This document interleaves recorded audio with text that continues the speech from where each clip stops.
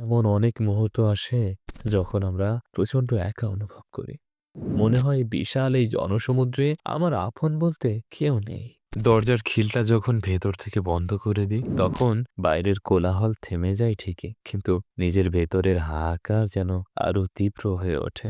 আমরা ভাবি, কেউ কি আছে আমার কথা শোনার? কেউ কি আছে যে আমার না বলা ভাষাগুলো বুঝবে? কখনো কখনো হতাশা আমাদের এমনভাবে গ্রাস করে যে আমরা মনে করি আমি হয়তো হারিয়ে গিয়েছি। ডাক শোনার মতো আর কেউ নেই এই পৃথিবীতে। এই বিশাল মহাবিশ্বে আমি ক্ষুদ্র, খুব নগণ্য। কিন্তু সত্যটা কি জানেন? এই একাকিত্বের অনুভূতিটি একটি বিভ্রম। এটি শয়তানের তৈরি করা এক মস্ত বড় ধোঁকা। কারণ আপনি কখনোই একা নন। আপনার অস্তিত্বের প্রতিটি মুহূর্তে, আপনার প্রতিটি নিঃশ্বাসে, আপনার প্রতিটি হৃদস্পন্দনে এমন একজন আপনার সাথে জড়িত আছেন, যিনি আপনাকে আপনার চেয়েও বেশি ভালোবাসেন। প্রশ্ন হলো, তিনি আসলে কে? তিনি তিনি আমার রব, আল্লাহ তাআলা। কিন্তু আমরা অনেকেই জানি না তিনি আসলে আমাদের ঠিক কতটা কাছে।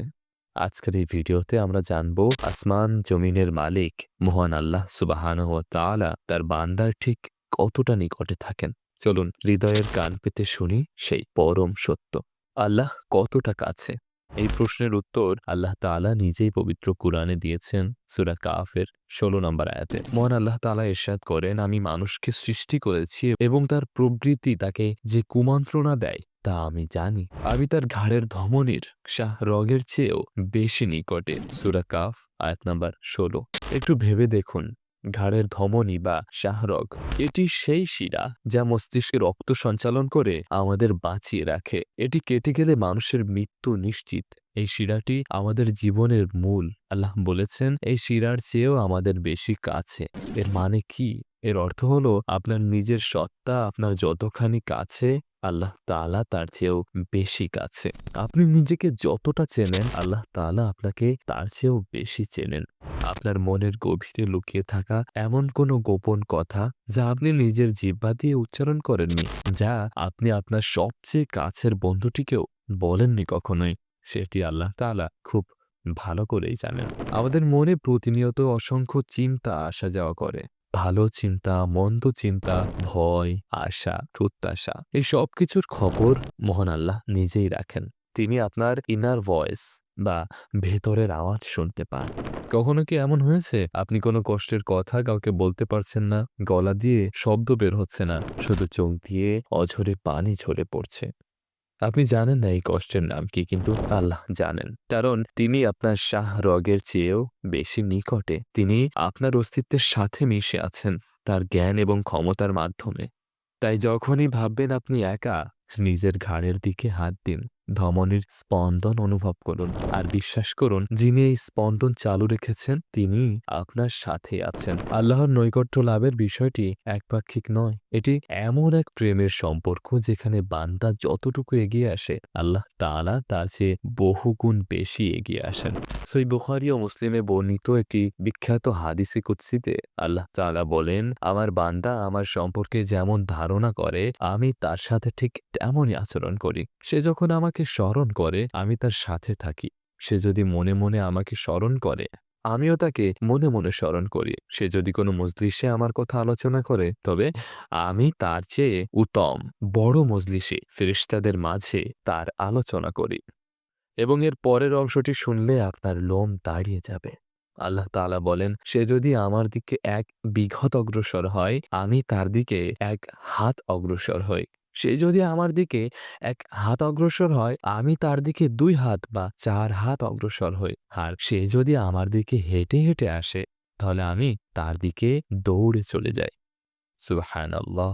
কল্পনা করতে পারেন? আপনি পাপ করেছেন, আপনি ভুল পথে চলে গেছেন, তাতে কিচ্ছু যায় আসে না। যদি আপনি ফিরে আসতে চান, আপনি শুধু একটি কদম ফেলুন। আপনি শুধু বলুন, আল্লাহ আমি ভুল করেছি, আমি তোমার কাছে ফিরে আসতে চাই। আল্লাহ, আপনার রব, রাজাধিরাজ মহান আল্লাহ তাআলা আপনার দিকে দৌড়ে চলে আসবেন। এটি রূপক অর্থে তার রহমতের ক্ষিপ্রতা বোঝানো হয়েছে। তিনি অপেক্ষা করে আছেন আপনার ফেরার জন্য। কোনো দুনিয়াবি বন্ধু বা আত্মীয় কি এমন হয়, আপনি ভুল করলে দুনিয়ার মানুষ আপনাকে দূরে ঠেলে দেয়, আর আল্লাহ তাআলা আপনাকে বুকে টেনে নেয়ার জন্য অপেক্ষা করেন। তিনি কতটা কাছে হলে এমন ভালোবাসা দেখানো সম্ভব? আমরা অনেকেই ভাবি আল্লাহ তো আরশে আজিমে আছেন, তিনি অনেক উপরে, তাহলে তিনি কাছে হলেন কিভাবে? আল্লাহর সত্তা আরশে, কিন্তু তার জ্ঞান, দৃষ্টি এবং রহমত সর্বত্র বিরাজমান। কিন্তু আপনি কি জানেন, শারীরিকভাবে আপনি যখন আল্লাহর সবচেয়ে কাছে যেতে চান, তখন আপনাকে কি করতে হবে? আপনাকে মাটিতে লুটিয়ে পড়তে হবে, আপনাকে সিজদা করতে হবে। রাসূলুল্লাহ সাল্লাল্লাহু আলাইহি ওয়াসাল্লাম বলেছেন, বান্দা যখন সিজদারত থাকে তখন সে তার রবের সবচেয়ে নিকটে থাকে। তাই তোমরা সিজদায় বেশি বেশি দোয়া করো।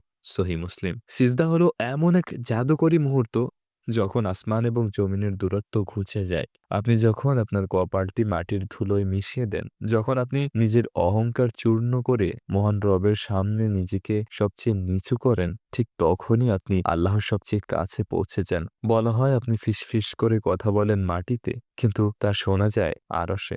আপনার জীবনের সবচেয়ে কঠিন মুহূর্তে যখন মনে হবে সব রাস্তা বন্ধ হয়ে গেছে, তখন অজু করে 2 রাকাত নামাজে দাঁড়িয়ে যান। সিজদায় গিয়ে মন উজাড় করে কাঁদুন। আপনার মনের সব বোঝা সেখানে নামিয়ে দিন। আপনি অনুভব করবেন এক অদ্ভুত প্রশান্তি আপনার হৃদয়কে জড়িয়ে ধরেছে।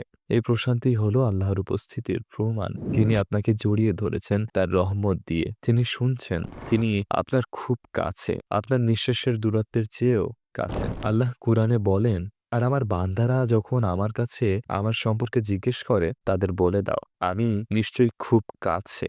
আহ্বানকারী যখনই আমাকে ডাকে, আমি তার ডাকে সাড়া দিই। সূরা বাকারা আয়াত নম্বর ১৮৬। লক্ষ্য করুন, এখানে আল্লাহ বলেননি আমি শুনব, তারপর বিবেচনা করব। তিনি বলেছেন আমি সাড়া দিই। আপনি যখন বিপদে পড়েন তখন হয়তো আশেপাশের মানুষ ফোন রিসিভ করে না, মেসেজে রিপ্লাই করে না, কিন্তু আল্লাহ তাআলা, তিনি 24/7 জাগ্রত। তিনি আল হাইয়ুল কাইয়ুম। তন্দ্রা বা নিদ্রা তাকে স্পর্শ করে না। গভীর রাতে সবাই যখন ঘুমে, তখন যদি আপনি একটি দীর্ঘশ্বাস ফেলে বলেন, ইয়া আল্লাহ, তিনি সাথে সাথে উত্তর দেন, লব্বাইক ইয়া আবদি, আমি উপস্থিত হে আমার বান্দা। সুবহানাল্লাহ। একজন মা যেমন তার শিশুর কান্নার আওয়াজ সবার আগে শুনতে পায়, আল্লাহ তাআলা তার বান্দার আর্তনাদ তার চেয়ে কোটি কোটি গুণ বেশি দ্রুত শুনতে পান। তিনি সামিউদ দুআ, দোয়া শ্রবণকারী। তিনি মুজিবুদ দাওয়া, ডাকের উত্তরদাতা। তিনি কাছে আছেন বলেই মুসা আলাইহিসসালাম যখন সাগরের সামনে দাঁড়িয়ে দিলেন এবং পেছনে ফেরাউনের বাহিনী, তখন তিনি বলেছিলেন, আমার সাথে আমার রব আছেন, তিনি আমাকে পথ দেখাবেন। তিনি কাছে আছেন বলেই ইউনুস আলাইহিসসালাম যখন মাছের পেটে অন্ধকারের মধ্যে ছিলেন, আল্লাহ তার ডাক শুনেছিলেন। আপনার অন্ধকার কি মাছের পেটের চেয়েও বেশি? নিশ্চয়ই না। তাহলে হতাশ কেন হচ্ছেন? প্রিয় ভাই ও বোন আমার, আল্লাহ খুব বেশি দূরে নন। দূরে সরে গেছি আমরা। আমাদের পাপ, আমাদের অবহেলা, আমাদের দুনিয়াবী ব্যস্ততা আমাদের চোখের সামনে পর্দা ফেলে দিয়েছে। আমরা তাকে দেখতেই পাই না। কিন্তু তিনি আমাদের দেখছেন। আমরা তাকে অনুভব করি না, কিন্তু তিনি আমাদের আগলে রেখেছেন। বাতাস যেমন দেখা যায় না কিন্তু অনুভব করা যায়, আল্লাহর নৈকট্য ঠিক তেমনই। ঈমানের চোখ দিয়ে অনুভব করতে হয়। তিনি আছেন আপনার সুখের হাসিতে।